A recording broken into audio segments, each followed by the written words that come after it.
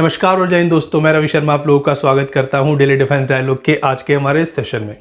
दोस्तों, यूएस द्वारा भारत को F-35 ऑफर किए जाने की खबर पूरी दुनिया में आग की तरह फैली है और इसको लेकर के बहुत सारे देशों की प्रतिक्रिया भी आई है।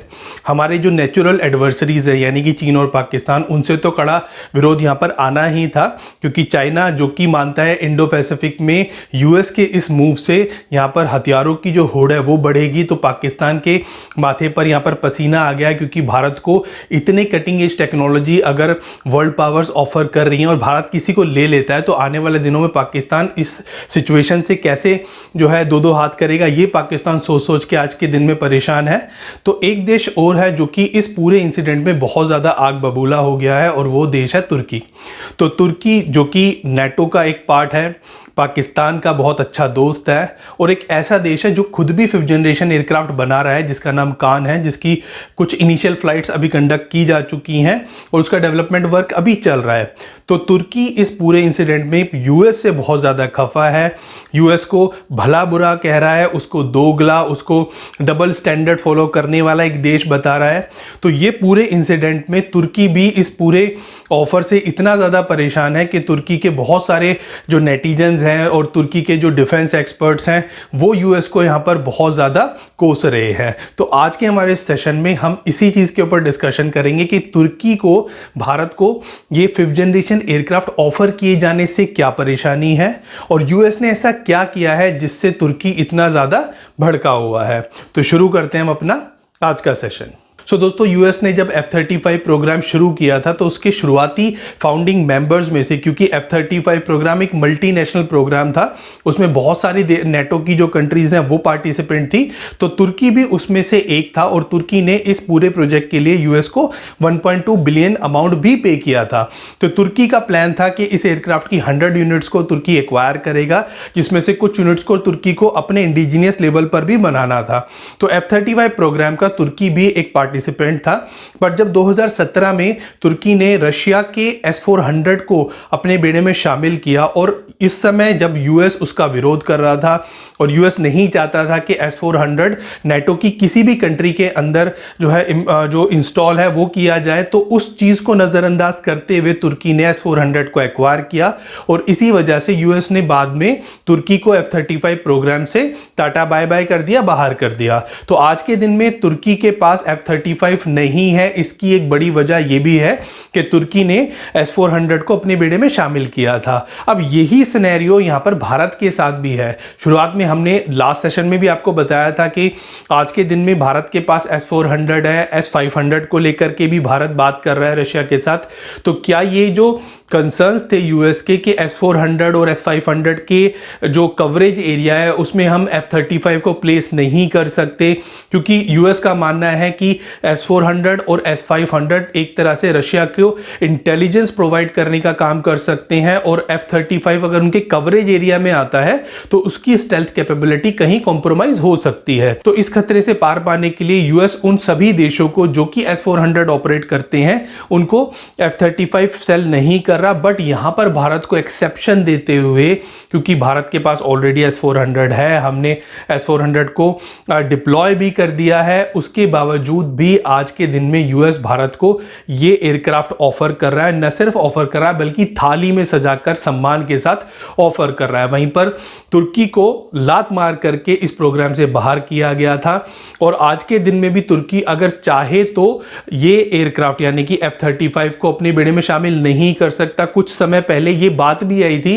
कि तुर्की दोबारा F-35 प्रोग्राम को ज्वाइन करना चाहता है, उसकी कुछ यूनिट्स को एक्वायर करना चाहता है और इसके एवज में तुर्की S-400 को रीसेल कर देगा। तो हालांकि वो कुछ हद तक रूमर्स भी थे, कुछ उसमें डेवलपमेंट्स भी हुई थी, बट वो एक बहुत ज़्यादा क्लैरिटी के साथ उस बात को हम नहीं कह सकते।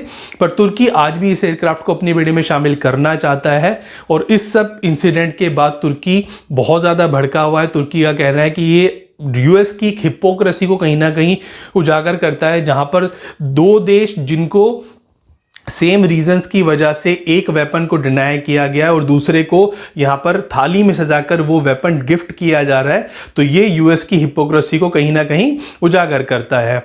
तो इस वजह से तुर्की बहुत ज़्यादा गुस्से में है। तुर्की के डिफेंस एक्सपर्ट्स इस चीज़ को जो है बहुत ज़्यादा अपने ट्विटर्स पर, अपने सोशल मीडिया अकाउंट पर लिख रहे हैं। अब अगर देखा जाए तो अमेरिका के इस मूव के पीछे कई सारे वैलिड रीजंस भी है। देखिए, तुर्की जो कि 1952 से ही नेटो का मेंबर है और नेटो एक सिक्योरिटी अलायंस है। तो अमेरिका और यूरोप के छोटे छोटे बहुत सारे देश अमेरिका के एक सिक्योरिटी अलायंस के अंदर है, जिसको हम नेटो के नाम से जानते हैं। और नेटो और अमेरिका का सबसे बड़ा दुश्मन है रशिया, क्योंकि रशिया की वजह से ही नेटो को बनाया गया था। तो नेटो कंट्रीज के बीच में एक सिक्योरिटी अलायंस है और नेटो कंट्रीज की एक तरह से सिक्योरिटी शील्ड है। और अगर वहां पर कोई Russian weapon, specially air defence system अगर वहां पर इंस्टॉल किया जाता है, तो नेटो कंट्रीज के अंदर जो एयरक्राफ्ट मूव करते हैं, जो नेटो कंट्रीज के बीच में इंफॉर्मेशन शेयर होती है, वो कहीं ना कहीं यहां पर कॉम्प्रोमाइज हो सकती है इस सिस्टम के आने के बाद। तो नेटो कंट्रीज बिल्कुल नहीं चाहेंगी कि वो S-400 जैसे एक एडवांस वेपन को अपने सिक्योरिटी अम्ब्रेला के अंदर किसी तरह से जगह दें।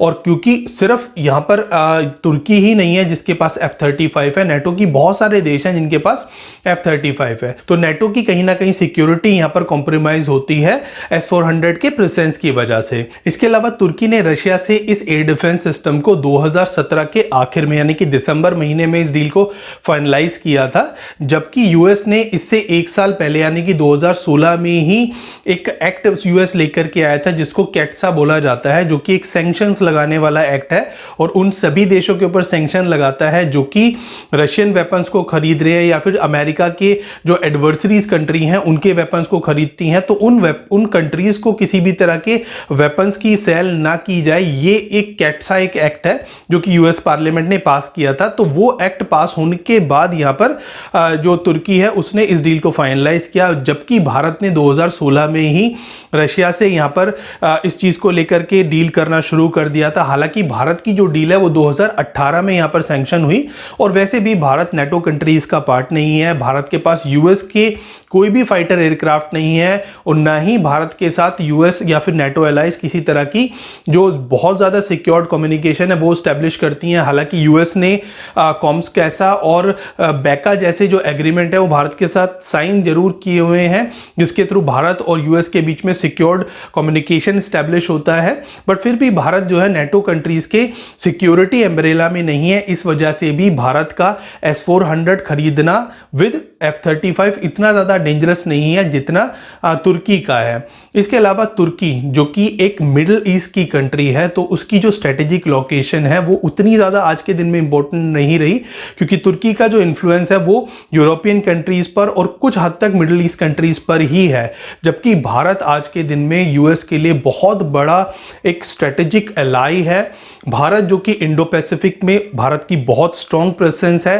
तो जो इंडियन ओशन है उसके अंदर भारत का साथ यूएस को हर हालत में चाहिए। इसी वजह से भारत को क्वाड का एक मेंबर बना करके यूएस अपने बेड़े में हमेशा बनाए रखना चाहता है। इसके अलावा यूएस चाइना को काउंटर करने के लिए भारत को यूरेशिया के अंदर एक वर्ल्ड पावर मानता है और भारत को लगातार चाइना के थ्रेट से यहां पर डील करने के लिए भी यूएस कहीं ना कहीं बैक कर रहा है। और जब भारत को यह वेवर दिया गया था, यानी कि कैट्सा के जो सैंक्शन है जब भारत के ऊपर नहीं लगाए गए थे, क्योंकि इन सैंक्शंस में एक वेवर प्रोविजन भी है जहां पर प्रेसिडेंट अगर जियोपॉलिटिकल अपने रिलेशंस की वजह से या कुछ जियोपॉलिटिकल सिचुएशन की वजह से अगर किसी कंट्री को वेव करना चाहते हैं इस पूरे जो सैंक्शंस एक्ट है तो वो कर सकते हैं। तो भारत को यही वेवर्स का फायदा मिला था कि भारत क्योंकि चाइना को काउंटर कर रहा है और जिस तरह से डोकलाम में हुआ या फिर जो भूटान के अंदर हमने चाइना को रोका था या फिर हमारे जो गलवान इंसिडेंट हुआ था उसमें भारत का जो बढ़ता हुआ कद है चाइना के अगेंस्ट वो यहाँ पे यूएस ने रिकॉग्नाइज किया। और यूएस आज के दिन में नहीं चाहता कि भारत के साथ किसी तरह के रिलेशन को खराब किया जाए, भारत को किसी भी तरह से उन चीजों को लेने से रोका जाए जो कि चाइना के अगेंस्ट उसको ज्यादा पावरफुल बनाती हैं। तो चाइना के अगेंस्ट भारत को पावरफुल बनाने के लिए भी यूएस भारत को जो है सपोर्ट कर रहा है। तो इन दो वजहों से यहां पर जियोपॉलिटिकली भी देखा जाए तो भारत को सपोर्ट करना यूएस के फेवर में आज के दिन में ज्यादा है एज कंपेयर टू तुर्की के। इसके अलावा भारत डिफेंस के सेक्टर में एक बहुत बड़ा डिफेंस इंपोर्टर है। आज के दिन में भी हम एक्सपोर्ट जरूर करते हैं, बट आज भी हमारी जो ज्यादातर वेपन्स हैं वो हम इंपोर्ट ही कर रहे हैं। तो इस बड़े बाजार में जहां पर यूएस की जो कंपनीज हैं वो अपने वेपन सेल कर सकती हैं, तो इस बड़े बाजार के ऊपर नजर रखते हुए भी यहां पर यूएस चाहता है कि भारत के साथ रिलेशंस को किसी तरह डिस्टर्ब ना किया जाए, उस पर किसी तरह के सैंक्शंस ना लगाए जाए। तो ये सारी वो वजहें हैं जिसकी वजह से आज के दिन में यूएस भारत को सपोर्ट कर रहा है। और इन सब के साथ साथ भारत की कूटनीति और हमारे प्रधानमंत्री मोदी की जो एक स्किल है दूसरे देशों को साधने की, वो भी यहां पर बहुत इंपॉर्टेंट रोल प्ले करती हुई नजर आई है। वैसे यूएस यहां पर सिर्फ भारत को ही इस तरह के फेवर्स नहीं देता, यूएस ने जर्मनी को भी इसी तरह का एक फेवर दिया हुआ है, जहां पर नॉर्ड स्ट्रीम नाम से एक गैस पाइपलाइन रशिया से जर्मनी जाती है। तो यूक्रेन वॉर के अंदर भी जर्मनी रशिया से लगातार वो गैस ले रहा था, तो जर्मनी को भी यहां पर कहीं ना कहीं यूएस इसी तरह की जो फैसिलिटीज हैं वो दे रहा है। तो यहां पर भारत को अगर यूएस इस तरह की कोई फैसिलिटी दे रहा है, भारत के जियोपॉलिटिकल कद की वजह से, भारत की कूटनीति की वजह से और भारत के बड़ी इकोनॉमिक पावर और भारत के बड़े डिफेंस सेक्टर की वजह से अगर यूएस कुछ फेवर भारत को कर रहा है, तो तुर्की को बिल्कुल भी इस चीज को लेकर के बुरा नहीं मानना चाहिए। हालांकि तुर्की आज के दिन में भारत का दुश्मन है, तो दुश्मन को अगर कोई चीज एक्स्ट्रा मिलती है तो आपको जलन होती ही है। अब आज के सेशन को हम यहीं एंड कर रहे हैं, जल्द आपके सामने फिर हाजिर होंगे इसी तरह का एक और इंटरेस्टिंग टॉपिक लेकर के। तब तक आप देखते रहिए डेली डिफेंस डायलॉग। हमारे चैनल को लाइक कीजिए, सब्सक्राइब कीजिए, बेल आइकन दबाना बिल्कुल ना भूलिएगा। तब तक के लिए जय हिंद।